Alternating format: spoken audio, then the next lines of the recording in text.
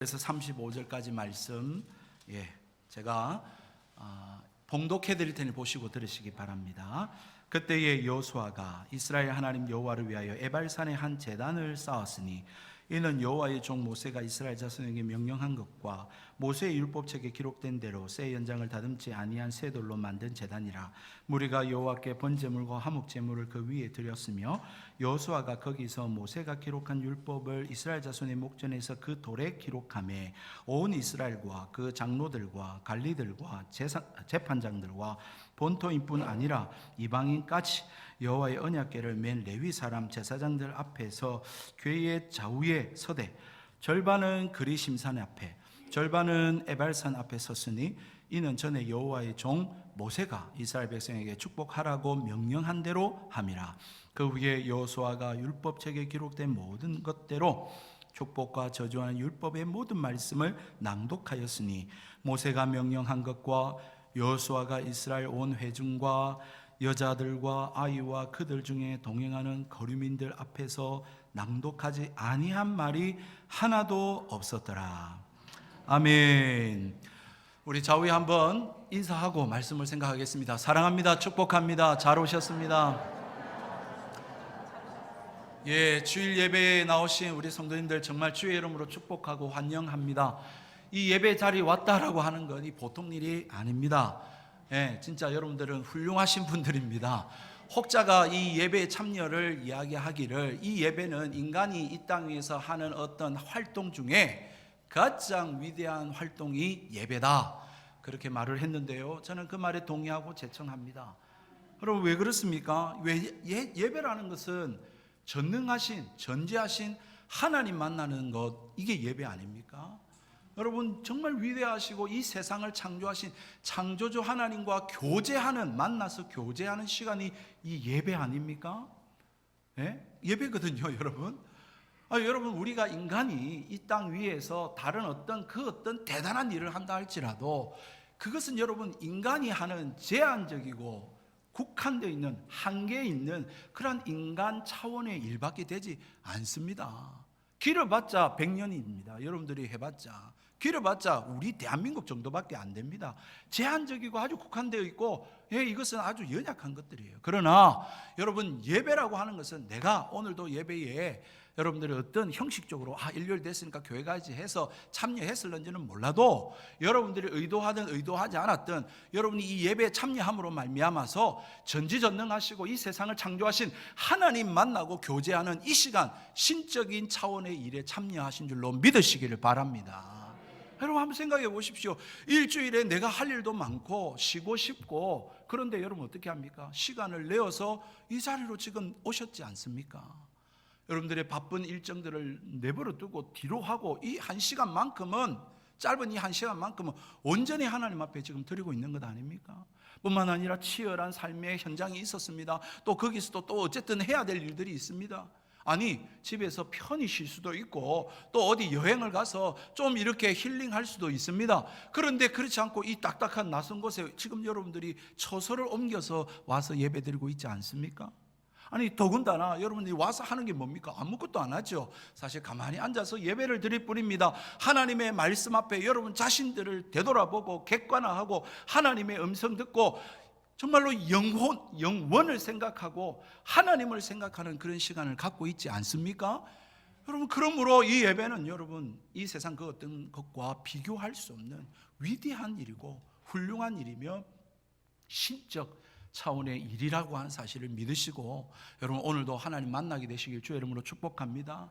여러분들이 선택한 이 시간, 여러분이 지금 드리는 이 시간, 이 선택과 이 시간이 여러분의 인생에 큰 여러분 영향력을 미치게 될 줄로 믿으시기 바랍니다.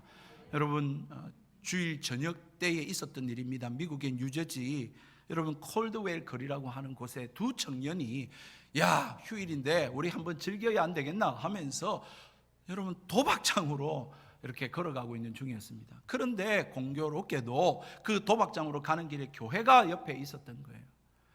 두 친구가 그 도박장으로 가는 길에 교회를 잠깐 봤는데 교회 입구에 여러분 그날 저녁에 하는 설교 제목이 붙어 있었던 거예요. 옛날에는 교회 앞에 설교문들이 붙어 있었습니다. 제목, 본문 이런 것들이 있었어요. 여러분 거기에 어떤 제목이 있었냐면 죄의 삭은 사망이라 라고 하는 로마서 6장 23절의 말씀이 딱 제목으로 붙어 있는 거예요. 한 친구가 그거를 보고는 마음에 찔림이 있었던 것 같아요. 그리고 죄의식이 생겼던 것 같아요. 그래서 친구 보고 하는 말이, 야 친구야, 야 오늘은 가지 말자. 오늘은 가지 말고 오늘은 교회로 가자. 이렇게 친구한테 권면한 거예요. 그런데 이 친구는요, 야 지금 무슨 소리야? 남자가 말이야 칼을 뽑았으면 뭐라도 쓸어야지. 여러분 교회는 무슨 교회야? 라고 하면서 거절을 한 것입니다.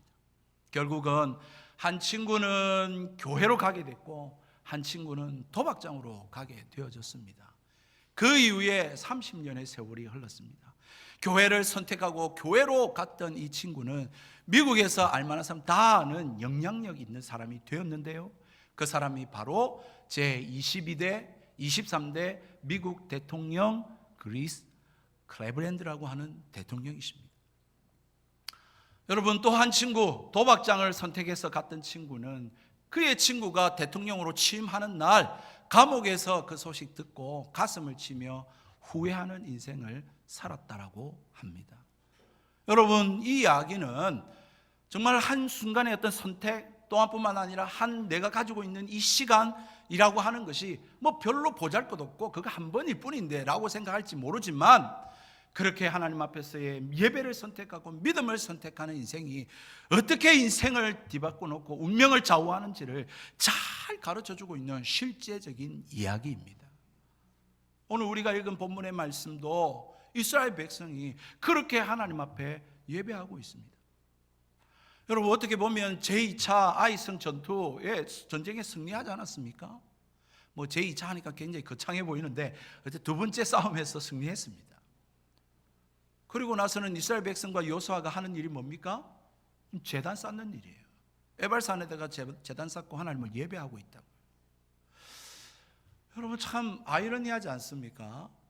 여러분 지금 여리고성 전쟁 승리했고 아이성 전쟁 승리했고, 여러분 실패를 또 했다가 승리한 것 아닙니까? 그러면 심기일전에 해가지고 아니 승승장구해야죠. 아니 이 여세를 몰아가야 되는 것 아니겠습니까? 전쟁은 속도전이지요. 그런데 말입니다, 지금 여호수아가 그렇게 하지 않고 지금 어디로 옮겨가고 있냐면 세겜이라고 하는 에발산과 그리심산이 있는 그곳으로 이스라엘 백성들이 다 모여가지고 거기서 지금 예배를 드리고 있는 그런 장면을 우리가 읽은 것입니다. 물론 여러분 이것은 여호수아의 즉흥적인 행동은 아닙니다. 이미 모세가 살아있을 때에 여호수아와 이스라엘 백성에게 이렇게 하라고 명령하고 가르쳐 준 바가 있었습니다. 그러니 여호수아는 그 명령을 따라서 행하는 행위였다라고 하는 것이죠.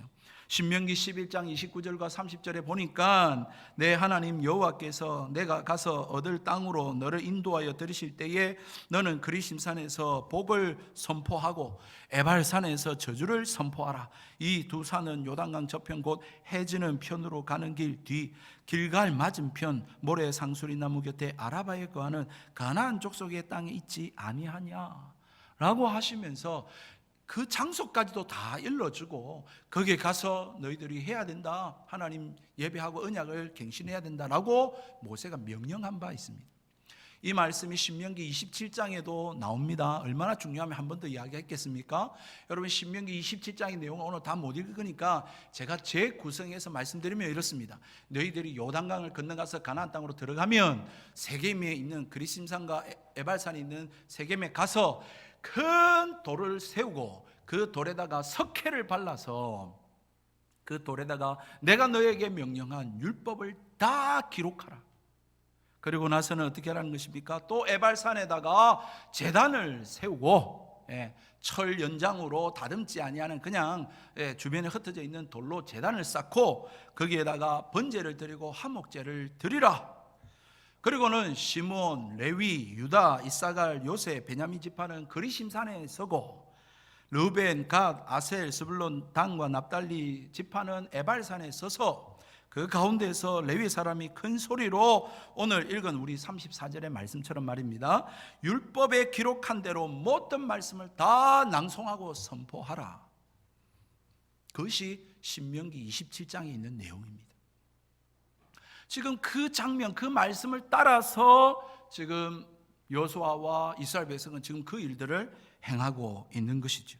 그리고는 신명기 27장에 한 말씀이 낭독될 때마다 아멘으로 화답할지니라 그렇게 명령합니다. 왜요? 하나님 말씀이 좋든 싫든 축복의 말씀이든 저주의 말씀이든 주어질 때에 아멘으로 화답함으로 말미암아서 자기 입으로 이 말씀에 대해서 동의합니다, 제청합니다. 우리로 말하면 말입니다. 아멘이라는 뜻이 진실로 그러합니다 이런 뜻인데, 그게 동의 제청을 하면서 이 말씀대로 살지 않을 때에 저주를 받아도 저는 마땅합니다 라고 하는 것에 자기 입으로 확증하게 만들었다는 사실입니다.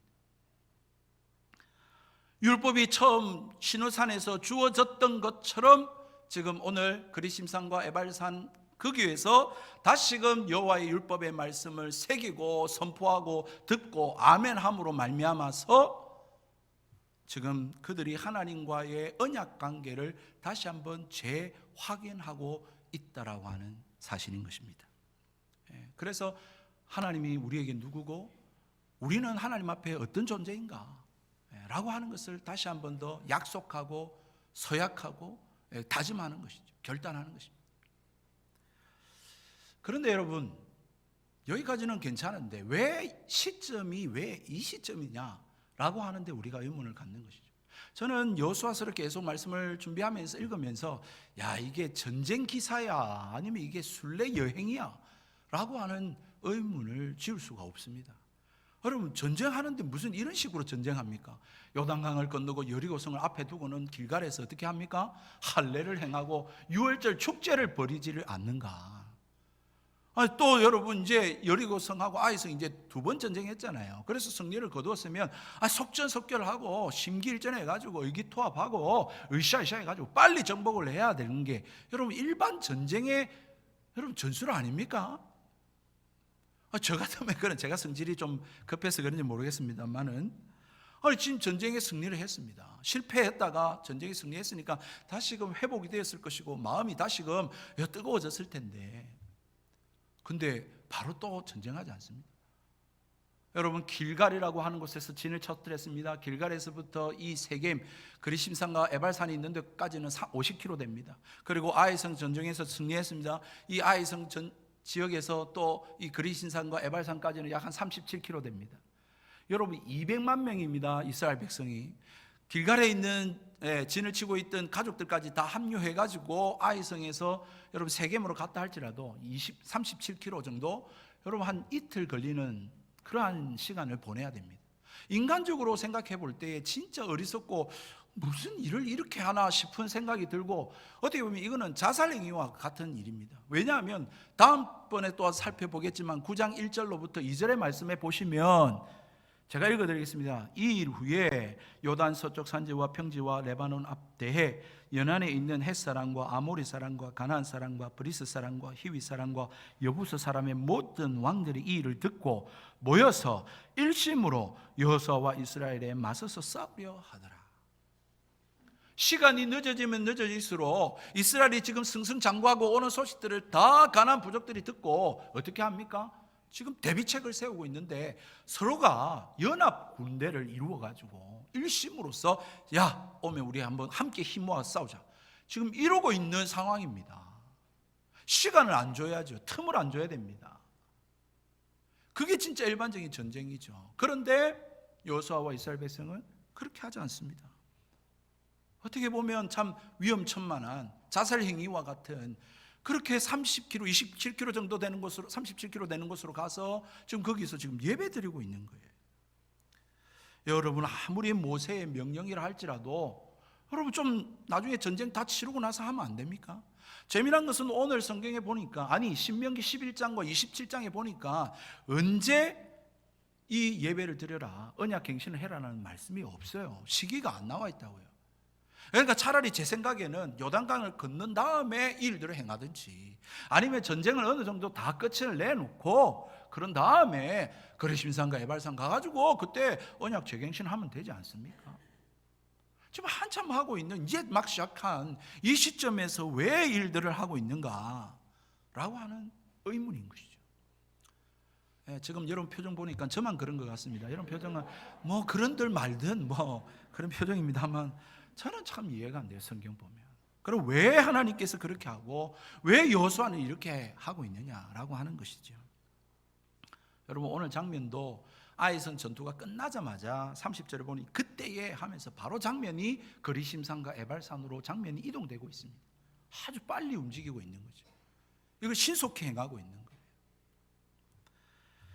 사랑하는 성도 여러분, 이렇게 하는 이유는 이전에도 길갈에서 그렇게 했던 것과 같이 바로 이스라엘 백성에게, 여호수아에게 이 전쟁에 있어서 가장 중요한 것은 우리의 무기도 아니고 전략도 아니고 우리의 군대 숫자도 아니라 하나님과의 관계 속에 우리의 승패가 달려있다는 사실을 직감했기 때문에 그런 것입니다. 그 사실을 자기는 확인한 거죠. 여리고성 전쟁을 할 때는 말씀대로 분명히 싸웠거든요. 그러니까 승리를 했어요. 그 난공불락의 성이 무너졌다고요. 그런데 여러분, 아이성은 어땠습니까? 아간이 하나님 앞에 불순종하고 말씀대로 순종하지 않음으로 말미암아 그 작은 아이성에서는 패배를 했거든요. 여러분, 이렇게 생생한 승패를 체험하고 난 이후에 지금 하나님 앞에 나와서 언약갱신, 하나님 앞에 예배하면서 이 일들을 행하고 있는 것입니다. 다시 말해서 하나님이 하셨던 그 말씀이 아니 이것이 빈말이 아니었구나. 이 말씀이 살아있는 말씀이어서 죽은 말씀이 아니었어. 지켜도 되고 안 지켜도 되는 말씀이 아니었구나 하는 것을 생생하게 체험을 안 했겠습니까? 그 생생한 체험을 그대로 되살려서 다시 한 번 더 그리심산과 에발산에서 율법의 말씀을 다 기록하고 낭독하고 선포하면서 아멘 하도록 화답하면서 하나님 말씀대로 살아야 된다라고 하는 것을 가르쳐주고 있다라고 하는 사실인 것입니다. 세상 사람들은 자기의 방법대로 살아도 되는지 모릅니다. 자기가 전략을 세워가지고 자기의 노력으로 그렇게 살아야 되는지는 모르겠습니다만은, 그러나 하나님의 백성은, 예수님을 구주로 믿는 사람은, 적어도 예수님을 나의 구주로 영접한 사람이라면 여러분, 말씀대로 안 살면 안 됩니다. 안 되는 것이 마땅합니다. 하나님이 그걸 지금 오늘 이야기하는 거예요. 너희는 내 백성이기 때문에 너희의 전쟁은 세상의 전쟁과 같지 않다. 이 전쟁은 여호와의 전쟁이다. 나와의 관계에 승패가 달려있다 라고 하고 있는 것을 말씀하고 있는 것입니다. 말씀이 능력이었습니다. 이스라엘 백성에게 이 말씀을 사느냐 죽느냐가 달려있는 문제였다라는 것입니다. 그래서 아이성을 전쟁에서 승리하고 난 이후에 한 37km 걸어가서 여러분, 에발산과 그리심산 사이에서 다시금 이 언약 재갱신하면서 하나님 앞에 예배를 드리고 있는데 번제와 화목제를 드린 것입니다. 번제는 어떤 제사입니까? 헌신, 하나님 앞에 헌신하겠다라고 하는 다짐을 담은 제사가 번제입니다. 화목제는 어떤 제사입니까? 관계를 회복하고 관계를 친밀하게 갖고자 하는 다짐을 담는 것이 바로 화목제사입니다.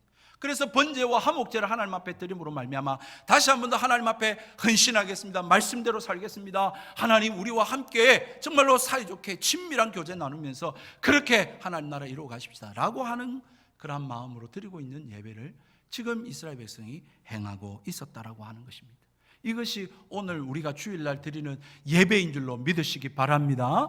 이 예배가 바로 그런 것이죠. 일주일 동안 여러분들이 어떻게 살아왔는지 저는 모릅니다만 이 순간만큼은 신의 잔치에 참여하고 신의 성품에 참여하고 신적인 차원의 일에 참여함으로 말미암아 다시 한 번 더 내 삶을 되돌아보고 내가 어디까지 왔고 어디로 가고 있으며 내가 누구인지, 하나님이 나를 통해서 무엇을 하기를 원하고 어떤 삶을 살기를 원하시는지 여러분 자신들을 객관화하고 하나님의 음성을 듣고 영원히 있구나, 하나님이 계시구나 라고 하는 생각 가지면서 여러분 이 예배에, 이 인생 가운데 승리하실 수 있는 저와 여러분의 삶이 되기를 주의 이름으로 축복드립니다.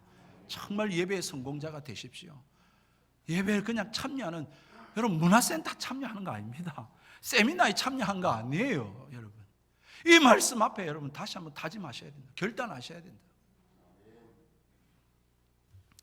여러분 또 하나 재미있는 부분이 있습니다. 저만 재미있는지도 모르겠습니다만 이 제단을 어디에다 쌓았느냐라고 하는 것인데요, 오늘 성경에 보니까 에발산에 제단을 쌓으라 말씀하고 있습니다.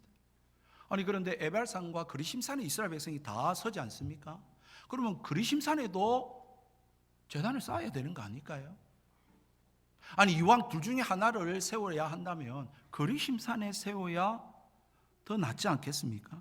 오늘 성경 33절에 보니까 모두가 다 섭니다. 온 이스라엘 장로들, 관리들, 재판장들, 본토인뿐 아니라 이방인까지 모두가 다 이 그리심산, 에발산 사이에 서고 거기에서 하나님 대면하고 주의 율법의 말씀을 듣고 거기서 다짐하는데 말입니다. 여러분, 이스라엘 백성 가운데 이방인도 있었습니다. 여러분, 광야의 여정들을 지나면서 또 여리고성과 아이성 지나면서 이방인들이 그 안에 포함이 된 거예요. 스며들어서 대표적인 사람이 있죠. 여리고성에 기생 라합이 들어온 것이죠. 여러분, 그들 모두 다 해당 사항이 있는 거예요, 이 말씀이. 여러분, 그러므로 보통 하나님 앞에 예배 드리고 말씀 듣고 복을 받아야죠. 아니, 복 받고 싶은 게 우리의 본성 아닙니까? 그렇다면 그리심산에 제단이 세워져야 옳은데 왜 저주가 선포되어지는 에발산에 있느냐 이거예요. 여러분, 신명기 11장의 말씀에 보면 이미 모세가 에발산엔 저주를 선포하고 그리심산에는 복을 선포하라고, 축복을 하라고 그렇게 명령했거든요. 지정되어졌어요. 여기에 여러분, 놀라운 진리와 은혜가 담겨 있습니다. 그것은 다른 말로 무엇이냐면 이스라엘 백성에게 은혜가 필요하다라고 하는 사실을 말해주고 있는 것이죠. 여러분, 한번 생각해 주십시오. 이스라엘 백성이 뭐 대단한 민족입니까? 여러분, 그들이 완전한 사람들이에요. 하나님의 율법의 말씀 선포된 그대로 이들이 다 지키며 살 수 있을까요? 여러분, 우리가 단적인 예로 신명기 27장을 한번 살펴볼 때에 27장 16절에 그의 부모를 경홀히 여기는 자는 저주를 받을 것이라. 여러분, 이 말씀 앞에 자유로울 수 있는 사람 있습니까? 왜? 물론 우리가 최선을 다하지만 때로는 부모님이 귀찮기도 하고 부모님 앞에 불순종하기도 하고 부모님을 소홀히 여길 때가 우리가 한두 번입니까? 여러분, 표정 보니까 또 저만 그런 것 같습니다. 저만 죄인인 것 같습니다. 저는 이 말씀에 자유로울 수 없어요. 저는 진짜 부산에 계신 아버님 두고 전화도 한 달에 한 번 하나 그렇습니다. 진짜 죄인입니다. 그렇다면 저는 저주받은 인생이고 저주로 인생을 끝낼 수밖에 없는 것 아닐까요? 또 있습니다, 여러분. 그의 이웃의 경계표를 옮기는 자는 저주를 받을 것이라. 이웃에게 피해를 주는 자는 저주받는다고 말씀하고 있다고요. 제가 의도치 않아도 남에게 좀 손해를 가할 수 있죠. 함부로 말을 해가지고 상처를 줄 수도 있고 의도치 않게 그럴 수 있습니다. 내가 경제적인 생활을 하다 보니까 남의 것을 좀 더 가질 수도 있고요. 그런데 이웃의 경계표를 옮기는 자는 어떻게 된다고요? 저주받는다고요, 여러분. 여러분뿐만 아닙니다. 또 한 말씀에 맹인에게 길을 잃게 하는 자는 저주를 받을 것이라. 소위 말하는 사회적 약자에 대해서 여러분들이 관심을 갖지 않고 내버려 두어서 그 사람이 길을 잃게 만들면 저주받을 거라는 거예요. 여러분, 참 이 말씀 앞에 누가 자유로울 수 있겠습니까? 우리가 얼마나 사회적 약자를 돌아보고 그렇게 살아갑니까? 내 이속 챙기기가 더 바쁘죠. 여러분, 이런 말씀들 보면 진짜 우리는 다 저주받을 수밖에 없는 사람들이에요. 그리심산에 설 수 있는 사람이 없어요, 어떻게 보면. 여러분, 다시 말해서 하나님께서는 너희들 그리심산에 서면 축복이 있을 것이고 하나님 말씀대로 살면 그리심산처럼 축복이 있을 것이고 말씀대로 안 살면 다 저주받을 것인데, 여러분, 제단을 어디에다 세웠다고요? 에발산에다. 에발산. 저주가 선포된 에발산에다가. 왜요? 너희들에게는 이 희생과 죄사함과 저주를 면할 수 있는 그러한 희생 제사가 필요한 제단이 여기에 필요하다라고 말씀하고 있었던 것입니다. 우리는 그러한 하나님의 은혜가 필요할 수밖에 없는 존재임을 이 말씀은 잘 말해주고 보여주고 있는 사실인 것이죠. 사랑하는 성도 여러분, 이 제단은 다름 아닌 오늘 신약 시대에 예수 그리스도의 십자가를 예표하고 있는 제단입니다. 여러분, 우리 저주받고 살아갈 수밖에 없는 이 인생들을 여러분 구원하시기 위해서 예수님이 친히 어떻게 하셨습니까? 이 땅에 오시고 모든 저주를 십자가상에서 다 받으신 것입니다. 그게 예수님의 십자가입니다. 갈라디아서 3장 13절 말씀에 이렇게 말씀합니다. 그리스도께서 우리를 위하여 저주를 받은 바 되사 율법의 저주에서 우리를 속량하셨으니 기록된 바 나무에 달린 자마다 저주 아래 있는 자라 하였음이라. 예수님이 우리가 받아야 될 저주를 다 예수님이 십자가에 받으셨다는 거예요. 그분이 다 담당하셨다는 거예요. 여러분 하나님 말씀대로 이웃 사랑하지 살지 못하지 않습니까? 여러분 저주받아야 돼요. 그런데 그걸 예수님이 담당하셨단 말이에요. 여러분 우리가 율법대로 지키지 못하는 죄, 이웃을 미워하는 죄, 형제를 사랑하지 않는 죄, 이 모든 죄에서 우리는 죽을 수밖에 없는 죄인인데 예수님께서 다 그 값을 지불해 주심으로 우리가 그래도 살아있는 것입니다. 그래도 살아있는 것입니다. 그러므로 예수 믿으시기를 주의 이름으로 축복합니다. 감사하게도 예수님은 내가 의인을 부르러 온 것이 아니라 죄인을 부르러 왔다, 그렇게 말씀해 주셨습니다. 건강한 자에게는 의원이 필요가 없죠. 정말로 죽을 수밖에 없는 이 죄인에게 예수님이 필요한 것이기 때문에 정말로 여러분 한 주 또 살아가실 때에 정말로 예수 붙드시고 예수 이름 부르시고 주의 말씀을 기억하시며 살아가는 저와 여러분 되기를 주의 이름으로 축복합니다. 이 예배에 나오셨는데 다시 한 번 더 왜 내가 예수 믿고 예수 말씀대로 살아야 되는가, 그렇게 다시 한 번 더 구원의 은혜를 떠올리시고 마음에 새기시고 살아가는 그러한 저와 여러분 되기를 주님의 이름으로 축복합니다. 어떻게 보면 말입니다, 말씀을 정리하겠는데 우리 인생이 그런 것 아니겠습니까? 제가 얼마 되지는 않았지만 오늘 이 에발산과 그리심산처럼 우리는 축복과 저주의 그 사이에 살아가고 있는 인생이지 않습니까? 여러분 어떤 누군가는 그렇게 이야기했습니다. 어떤 의미에서 우리 인생은 선택의 연속의 갈림길에 서 있다. 끊임없는 선택의 가능성 앞에 우리는 결단하도록 요구받고 있다. 여러분 그런 것 같습니다. 여러분이 원하든 원치 않든 누군가를 선택해야 되죠. 어떤 장소를 선택해야 돼요. 그 시간에 내가 어디 있느냐, 그건 여러분의 선택인 것이죠. 여러분 이 세상 참 살기 좋아졌습니다. 제가 이런 이야기가 좀 웃긴 한데요, 정말 우리 어르신들 그렇지 않습니까? 그렇죠? 정말 살기 좋아졌고 편해졌습니다. 그러다 보니까 문제는 뭐냐면 오늘날의 사람들이 고생하고 싶어 하지 않습니다. 힘든 길 가고 싶어 하지 않습니다.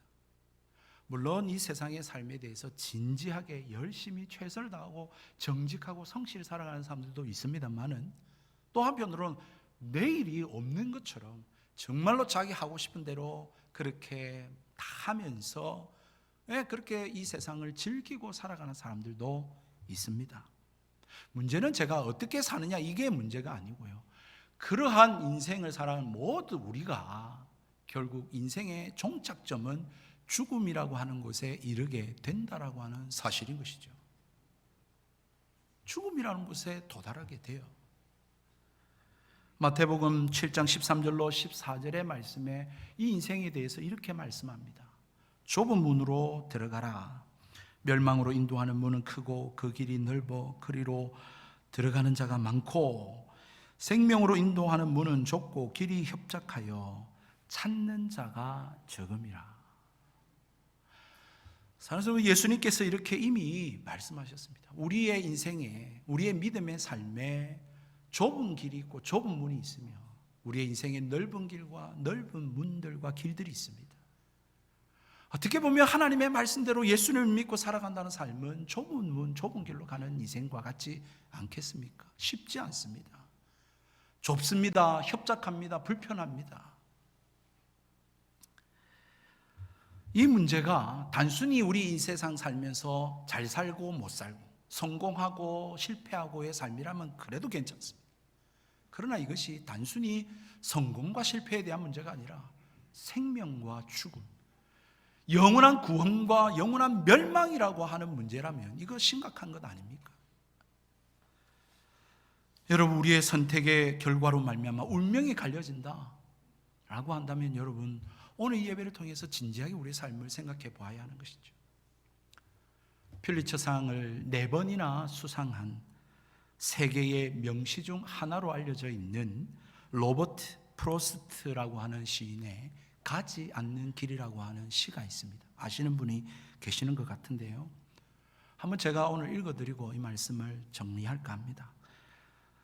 단풍된 숲속에 2갈래 길이 있었습니다. 몸은 하나니 2길을 가지 못하는 것을 안타까워하며 한참을 서서 낮은 숲으로 꺾여 내려가는 한쪽 길을 멀리 끝까지 바라보았습니다. 그리고 다른 길을 선택했습니다. 똑같이 아름답고 아마 더 걸어가야 될 길이라 생각했지만요, 풀이 무성하고 발길을 부른 듯 했으니까요, 그 길도 걷다 보면 지나친 자치가 두 길을 거의 같도록 만들겠지만요, 그날 아침 두 길은 똑같이 놓여 있었고 낙엽 위로는 아무런 발자국도 없었습니다. 나는 한쪽 길은 훗날을 위해 남겨놓았습니다. 길이란 이어져 있어 계속 가야만 한다는 걸 알기에 다시 돌아올 수 없을 거라 여기면서요, 오랜 세월이 지난 후 어디에선가 나는 한숨 지으며 이야기할 것입니다. 숲속에 두 갈래 길이 있었고 나는 사람이 적게 가는 길을 택했다고, 그리고 그것이 내 운명을 바꾸어 놓았다고 라고 하는 시입니다. 여러분, 이 시에서 로버트 프로스트라고 하는 시인은 말하기를, 분명히 우리의 인생길에 두 갈래 길에서 서 있고 그 길을 우리는 걸어가고 있다, 이렇게 이야기합니다. 그 인생길을 의미하고 노래하고 있는 것이죠. 시인은 사람이 가지 않아 풀이 무성한 미지의 길을 그는 선택하고 걸어간다라고 말합니다. 그 길을 간다라는 것은 무성한 풀이 있고 사람들이 가지 않은 길에 정말 두렵고 또 용기가 필요한 길이라고 그는 말합니다. 그렇지만 그가 갈 수 있는 길은 두 길 다 가고 싶지만 한 길밖에 갈 수 없음을 그는 고백합니다. 결국 그 내가 선택한 길 때문에 모든 것이 달라진다라고 이야기를 합니다. 사랑하는 성도 여러분, 그렇습니다. 우리가 많은 선택의 기로에 있는 것처럼 보이지만 사실은 우리가 가는 길은 한 길밖에 없습니다. 왜? 내가 걸어갈 수 있는 길은 한 길밖에 없잖아요, 실제로. 아무리 우리 앞에 많은 갈래길이 있다 할지라도 우리가 걸을 수 있는 길은 한 길뿐입니다. 욕심 같아서는 다 그 길을 걷고 싶지만 불가능합니다. 그저 한 길은 멀리서 그냥 바라만 볼 뿐입니다. 사랑하는 성도 여러분, 결국 그 선택으로 말미암아 우리의 운명이 바뀌고 삶이 좌우되는 것입니다. 그렇다면 사랑하는 성도 여러분, 이 인생길을 걸어갈 때 여러분 주님과 함께 주의 길을 걸으시지 않으시겠습니까? 우리가 이 땅 위에 살면서 예수님을 믿어야 되는 이유가 바로 여기에 있는 것입니다. 정말 한순간일지 모르겠고 또 한 선택일는지 모르겠지만 그 선택과 그 시간이 우리의 인생을 좌우하기 때문에 그렇습니다. 그래서 정말 우리의 인생의 성공과 실패의 삶뿐만 아니라 인생의 생명과 죽음의 길에서 정말 주님이 가신 그 길, 주님이 우리에게 말씀하신 그 길 따라가면서 정말 성공하고 승리의 삶을 살아가실 수 있는 그러한 저와 여러분의 삶이 되기를 주님의 이름으로 축복드립니다. 우리 함께 찬송가